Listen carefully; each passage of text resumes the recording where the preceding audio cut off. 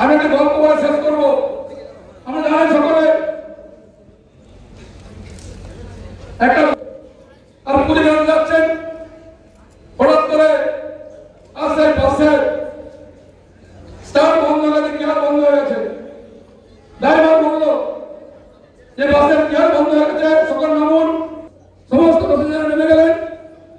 আর নেমে যাওয়ার পরে সবাই আর গাড়ি ধাক্কা দিচ্ছেন, গাড়ি কিন্তু স্টার্ট হচ্ছে না, গাড়ি এগোচ্ছে না, সবাই গাড়ি ধাক্কা দিচ্ছেন, কিন্তু গাড়ি এগোচ্ছে না কেন? ড্রাইভার নেমে দেখছে, ফিরছে, 15 লোক কোন দিকে ফিরছে, 15 লোক বাঁ দিকে ফিরছে, 5 মিনিট এক জায়গায় দাঁড়িয়ে আছে। আমরা যারা আছি এখানে বসে, ড্রাইভার বললেন, আরে ভাই কি করছো? পিছনে গেল, একসাথে ধাক্কা মারলো, গাড়ি স্টার্ট হয়ে গেল, গাড়ি এগিয়ে শুরু করে দিল। আমরা প্রত্যেক কাজ করছি, আমি বলছি না আমার কাজ করছেন, কিন্তু সকলকে পেছন থেকে এক ধাক্কা মারতে হবে। মমতা বন্দ্যোপাধ্যায়কে আজকে যে রায় হয়েছে আদালতের, হাইকোর্টের, সেই রায় নিয়ে মুখ্যমন্ত্রী বলেছেন যে বিজেপির বিচারালয়। শুনুন, যখন ওনার পক্ষে গেল সিঙ্গুর নিয়ে, তখন বিজেপির বিচারালয় ছিল না। ওনার পক্ষে রায় গেলে ঠিক, আর কোর্ট যদি বিপক্ষে যায় তাহলে ভুল, বেআইনি হয়ে যাচ্ছে। কত বড় দাম্ভিকতার কথা!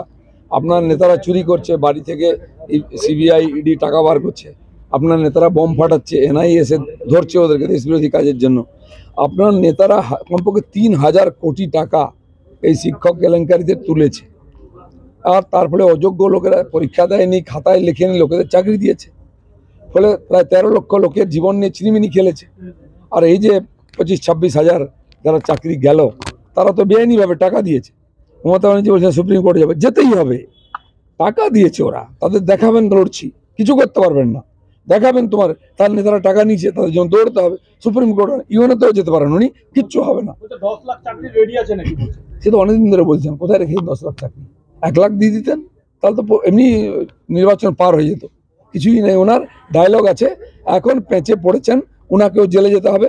আমার তো মনে হয় ওনাকে ডাকা উচিত, ইন্টারোগেট করা উচিত যে টাকা কে নিয়েছে।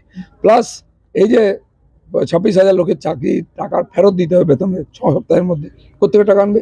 তার চাকরি করেছে, টাকা পেয়েছে, খেয়ে নিয়েছে। তারা যে 10, 12, 15 লাখ টাকা টিএমসি নেতাদের দিয়েছে, এদের দায়িত্ব এখন ওই টিএমসি নেতাদের রাস্তায় নাম বলা, তাদের কলার ধরা, গাছে বেঁধে টাকা আদায় করা, সেই টাকাটা ফেরত দেওয়া। আদালত আর একটি রায় দিয়েছে, সে বলেছে যে যে মন্ত্রীর আমলে এই ঘটনা ঘটেছে, অর্থাৎ সেই সময় শিক্ষামন্ত্রী ছিলেন ব্রাত্য বসু, এবং হাইকোর্ট বলেছে যে তাদের বিরুদ্ধেও ব্যবস্থা নিতে হবে। এটা ঠিক যে প্রায় 3000 কোটি টাকা গেছে, কে নিয়েছে? এরা তো দিতে পারে, চাকরির জন্য সব দেয়, অনেক কিছু দেয় লোকে, এটা দোষ করেছে। কিন্তু যারা টাকাটা নিয়েছে, সিবিআইয়ের দায়িত্ব প্রথম তাদের নাম্বার করা, তাদেরকে ধরে জেলে ঢোকানো, তাদের কাছ থেকে টাকা আদায় করা। প্রধানমন্ত্রী বলেছেন 3,600 কোটি টাকা নিয়ে আমরা ফেরত দেবো। এই টাকাই তো আছে, আমরা তো ফেরত দেবোই। আর সিবিআই ইডি সে টাকা আনবে, সে টাকা যারা গরিব লোক তাদের ফেরত দেবে। উনি বলেছেন যে 100 দিনের কাজের টাকা দেওয়া হয়নি। কি দেয়নি? আগে তো হিসাব দিন আগের টাকার। 2,29,000 কোটি টাকার হিসাব নেই, সেটা কে দেবে? টাকা তো পেয়ে যাবেন, আপনি পেয়েছেন এতদিন। টাকাটা গরিব মানুষের যে উন্নয়নের টাকা আপনি ঝেড়ে খেয়ে নেবেন, আপনার পার্টি লুট করবে, এই অধিকার তো আপনাকে কেউ দেয়নি।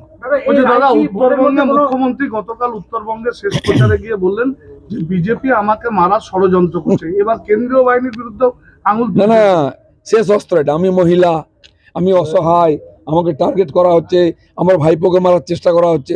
কলকাতা পুলিশ ডামা শুরু করেছে তাদের নাকি। মুম্বাই থেকে একজনকে, মুম্বাই থেকে দরকার নেই, যাদের বাড়িতে টেররিস্ট থাকে, যারা টেররিস্ট নিয়ে রাজনীতি করে, যাদের পার্টিতে টেররিস্ট থাকে, তাদেরকে টেররিস্ট মারবে? সারা ভারতবর্ষের টেররিস্ট পশ্চিমবাংলায় আছে, বাংলাদেশের টেররিস্ট পশ্চিমবাংলায় আছে, তারা টিএমসিকে মারবে? পাগল হয়েছে নাকি? এত ভালো শেল্টার থাকতে সেটা এখন হেরে যাচ্ছেন বলে সিম্প্যাথেটিক ভোটের চেষ্টা করে। আপনার বিরুদ্ধে আজকে বর্ধমানে অভিযোগ হয়েছে, আপনি গোষ্ঠী শুদ্ধ চোর বলেছেন অভিষেককে। আবার বলবো, তার গোষ্ঠী শুদ্ধ চোর, তার পরিবার শুদ্ধ চোর। পরিবার শুদ্ধ সবাই চোর। তার বাড়িতে সোনা পাওয়া যায়, তার বাড়িতে টাকা পাওয়া যায়, তার কুকুর ছাগলের নাম পর্যন্ত পাওয়া যায় চুরিতে। চোরকে চোর বলেছে, কি বলেছে? বাপের বেটা বলেছে, আমি বলতে পারি, আর কেউ বলতে পারবে না।